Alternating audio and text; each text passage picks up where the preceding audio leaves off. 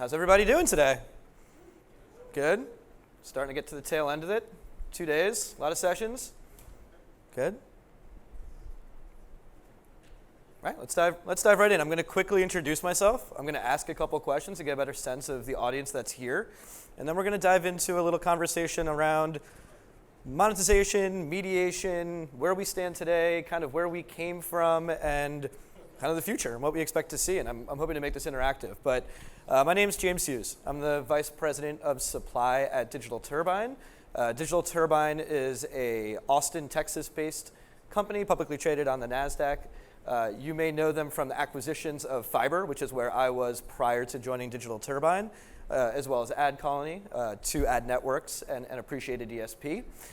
Digital Turbine, their core product was a user acquisition tool via pre-install. So they partner with Verizon, AT&T to distribute apps via pre-install on mostly Android devices, right? My background is I've been in the industry for about 12 years, focused on the supply side. I started off at a startup called Millennial Media that was then acquired by AOL and Verizon, which then acquired Yahoo. I spent 10 years there working as anywhere from an account manager to sales to running the global sales and account management teams focused on mobile monetization. So I've worked with app developers essentially for the last 12 years and my entire career. So with that, quick question for everybody. Of the people in the room, who has an app in the App Store? Not a ton. Of those people who have an app in the App Store, how many are monetizing that app through display monetization? Great. All right. So we'll start there. Quickly, I just want to go through the history of where we got to today and where it all started, mostly because I've been in this industry for a long time. At the get-go, right, when the iPhone first came out, right, 2009, 2010, we had App Store, and that obviously opened up an opportunity to monetize those apps. And at the time, it was Google, Apple, which no longer has an in-app monetization solution. There were companies like Mopub, Burstly, so some old names. I'm dating myself, some that you may know, some that you may not know. We fast forward to today, and the landscape is completely different, right? And so this is what we're looking at right now, a ton of consolidation in the market, right? For the last, call it, almost 10 years, 10 years, Mopub was kind of the de facto mobile mediation platform in the space. They were owned by Twitter. AppLovin acquired them earlier this year, which was a big disruption to the space. And so currently we're looking at much smaller options when figuring out who am I going to partner with, who's going to be the technology that physically delivers the ads on my app. And so AppLovin, IronSource, Google AdMob, those are the three names that really dominate the space. Chartboost, Unity, Fiber, Fairbid, there are others that are in there as well, but I would say AppLovin, especially with the acquisition of Mopub, have become really almost a monopoly-esque type solution in the way they work with app developers, right? And then we continue to look at the consolidation that happens around all of gaming, and many of the biggest names in gaming now fall into just a few small, larger companies and parent companies, which has been interesting to see. I'm going to stop there. Any questions so far on anything that I've talked about? So keep it interactive. So that brings us to kind of the current state of monetization, right? How interested are mobile players in the content they see and games they see? 65% have answered that question of not really that interested or moderately interested, right? So inherently, that's a problem. And I know the last panel, for anyone that was sitting on it, I caught the tail end of it, talked about innovative, disruptive new ways to be able to gather attention of users so that ads become something that is more enjoyable, right? I mean, they're not going anywhere. It's a means to be able to drive revenue, right? And if not, then all apps would have to be paid for. But what we do see is obviously a really good mix of publishers that do it well with in-app purchases, advertising when done tastefully and done the right way. But where we stand today, I think there's a lot of opportunity to grow and really change the way in which we present ads to our users, right? We're gonna fly through that. So leading into kind of where I see the future of monetization and mediation going, I think it's important to talk about some of the headwinds that are hitting the industry today and moving forward into the future, right? Specific to advertising, data has always been a big player in that, understanding who your user is, how to target that user. how to put ads in front of users that they actually care about, right? I mean, show of hands, how many people are getting ads on a daily basis in kind of a gaming environment that they're actually interested in? Not a ton, right? So, I think that's another inherent area that can easily be, not easily, but an inherent area that can be changed and made better so that there's more, personalized idea of the type of ads that you're getting. You look at Instagram, right? You look at Facebook, they have all the data in the world, and therefore within those mediums, you see targeted ads that work really well. And maybe it's unique to me, but I find myself more than likely clicking on an ad on Instagram or Facebook or even TikTok more than if I'm playing a hyper-casual game or I'm playing Words with Friends or so have it. But doesn't mean that we can't get to a point where the advertising is as focused in those mediums as it is in some of the larger, obviously, players in the space, right? So over the last, say, year, we've obviously seen Apple almost get rid of IDFA, right? And IDFA was a way in which we were able to track a user. We know that opt-ins are low, 20, 15%. So that's going to inherently change the way that advertisers, DSPs, agencies are finding a user to put an ad in front of that they actually care about, right? It was a lot easier to do when you had that data. So what's next, right? First-party data collection. And I think this is an area that everyone wants to be involved in, but the barrier to entry is a bit tough. And when I say first-party data collection, it's having a user, understand the user profile of your users, right? Collecting data specifically from those users. In a utility, it's a little bit easier, right? If I'm on a texting app and they want to know my age, location, if I'm on a weather app, they want to know my location, that all makes sense, right? That's an easy way to collect that data because I'm getting a service from that. In the gaming environment, and again, I focus on gaming because that's a lot of where we see ad monetization and mediation being seen, a lot more difficult for a user to want to give data, right, when logging into that app. So what are companies doing? We're seeing the gamification of first-party data collection. If you're a app developer, a gaming developer, you have a currency within that title, there's an easy way potentially to grab user data that a user might be comfortable sharing with you by offering up coins, offering up a free ad-free experience for a week, right? But that allows the publisher, yourself, to gather very important data that as third-party data collection becomes more and more difficult to grab, understanding your user base is really important, right? Not only just for advertising, but for also giving specific type of journeys and experience to your user. And that's where I'm going to kind of hit on now.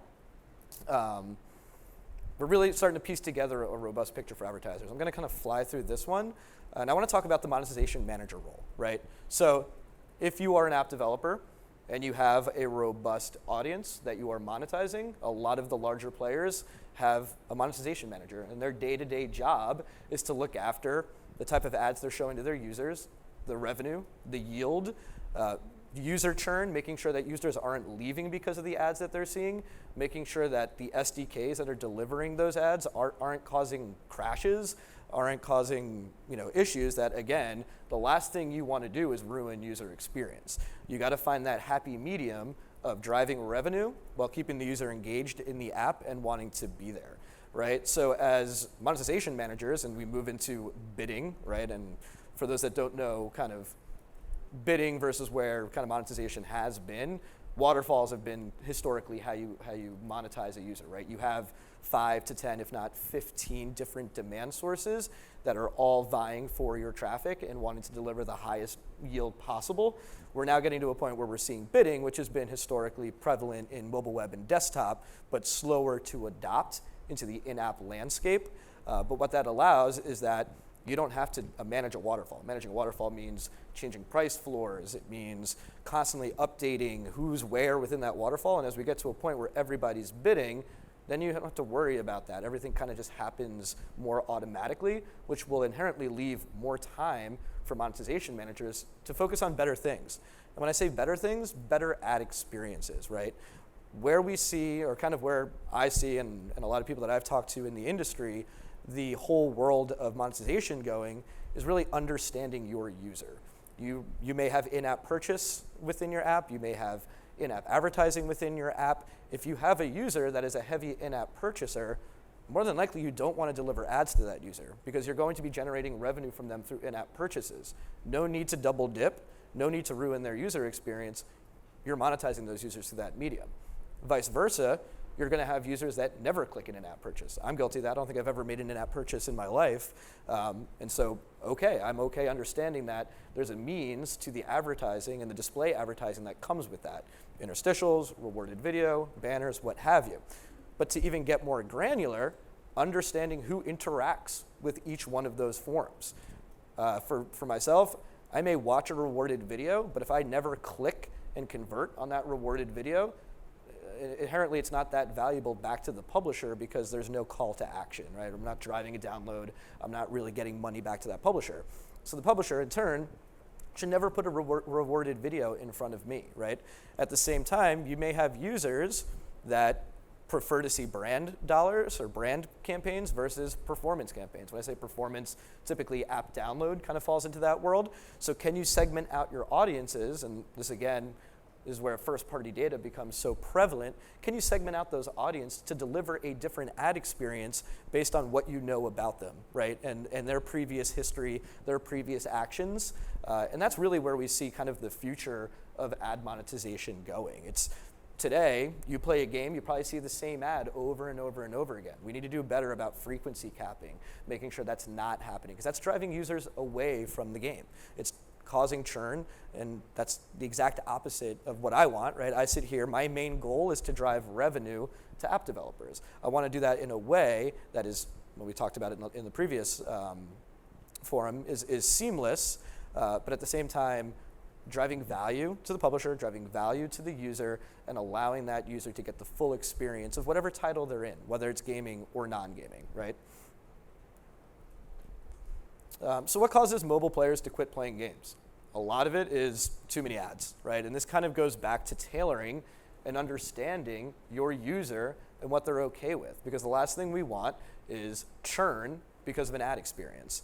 And so when you have that first-party data, when you have user-level data in understanding how that user typically operates within the app, then we can avoid this situation, right? We don't want to put too many ads. We know there's a happy medium of being able to drive value through the advertising experience, but not to a point where you're driving users away from your app because of that, whatever you're doing, right? And we've seen this before. Like if you look at the hyper-casual type of games, and quick raise of hand, are people playing hyper-casual games in this room? Yep. Pretty disruptive ad experience, right? Almost every level you're getting an interstitial ad. You have a consistent banner that runs on the bottom. You have a rewarded video solution. Those ads may be 10 seconds, 5 seconds, and then you click through. You get an end card. That's another 5 seconds. Then you click the X, right? So all of that inherently will lead a user out of the app, right? And I think we've conditioned people, users, to that experience. You know, the example I use is my 9-year-old niece plays a lot of hyper-casual games, and she is just conditioned to get through that ad experience.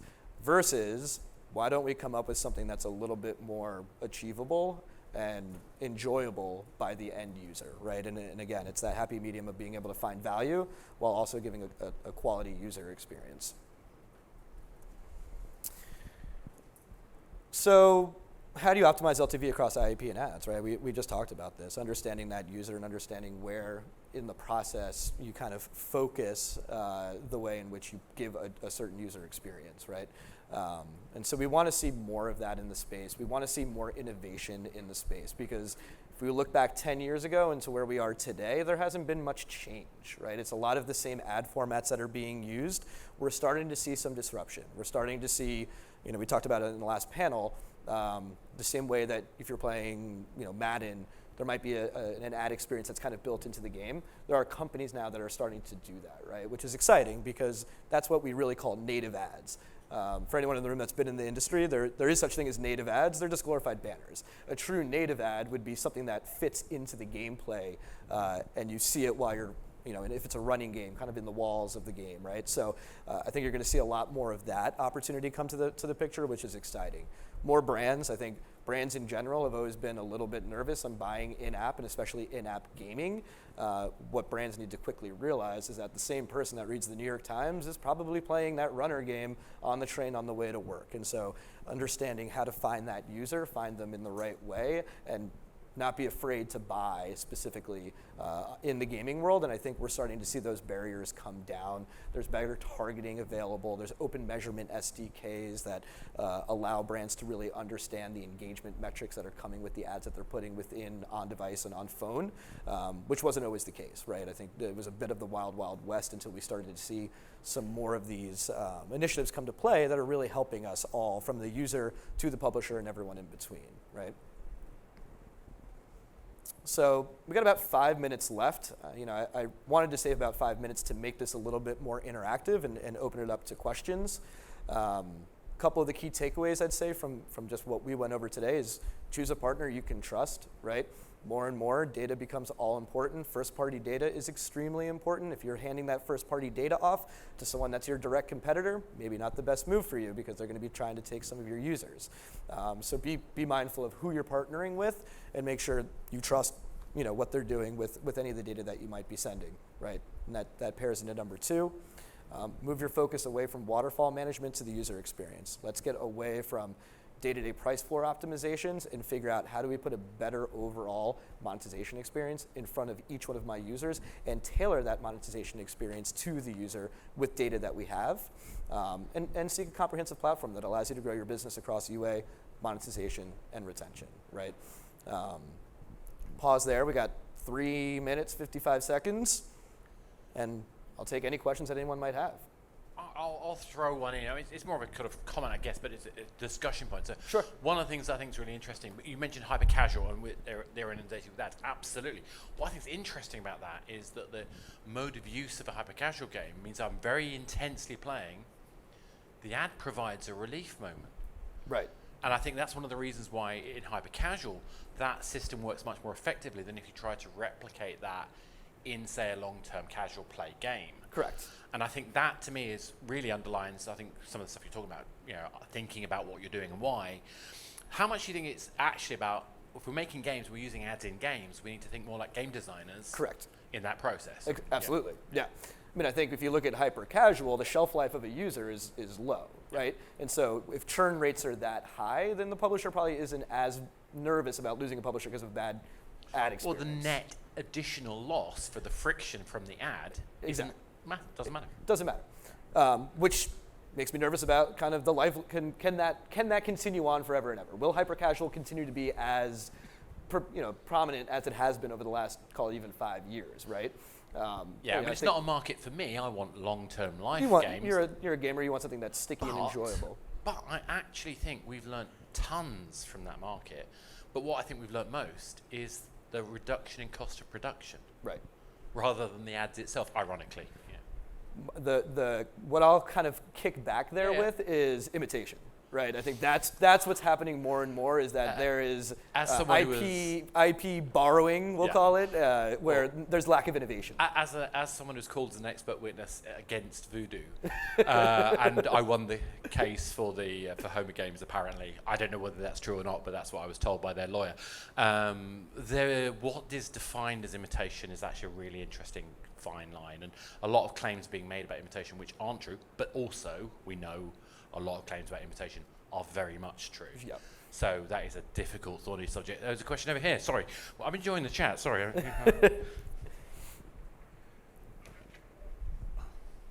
Hi, James. Hi, how are you? I have a quick question.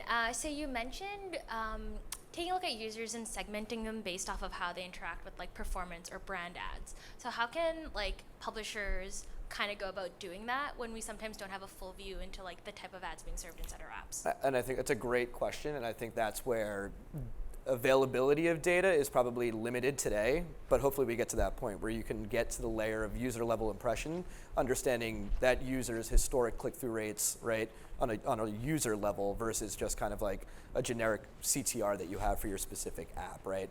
And if you can get to that level of data, all right, CTRs are very low on this specific user. where brands aren't nearly as concerned about CTR, they're more focused on CPM, then maybe this is a better brand experience for that user versus where someone's a heavy clicker, maybe performance is better. I think age plays a big role in that as well, right? I mean, I don't have specific data to back it up, but I would imagine I'm 35 and older probably aren't going to be as quick to click on a performance campaign to download a new game versus wanting to see a brand that I'm more interested in, right? So I think it's a mix of a little bit of that, and hopefully more innovation that comes over the next couple of years that give us insights to allow us to make those decisions. Oh, let me just pass the mic back to you. Are you seeing that being done though by any other like publisher right now? I think some of the larger publishers that have very robust data science teams are able to dig into that, but it requires having that team in place.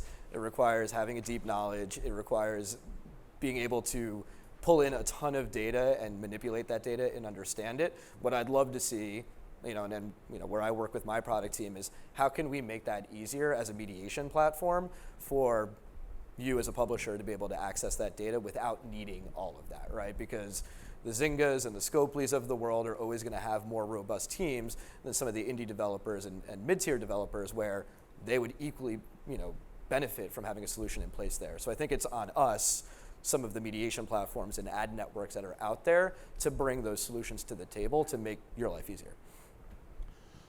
I think we're out of time, unfortunately. I'm really sorry. No, all good. Thank you so much for that. I think it was great. In some ways, I'm kind of happy that we're in this state where we can't rely, because we've been super lucky, I think, having such a performance successful process for the last 5-10 years. And that's changed because of privacy. Yes. But what it means, we have all the old gits like me who used to do brand marketing now have some value. Well, maybe not. But more the personalization matters, and then paying attention to data matters, then paying attention to privacy matters. And I think then we can be more successful. James, thank you so much for that. Thank you so much, Oscar. Appreciate it.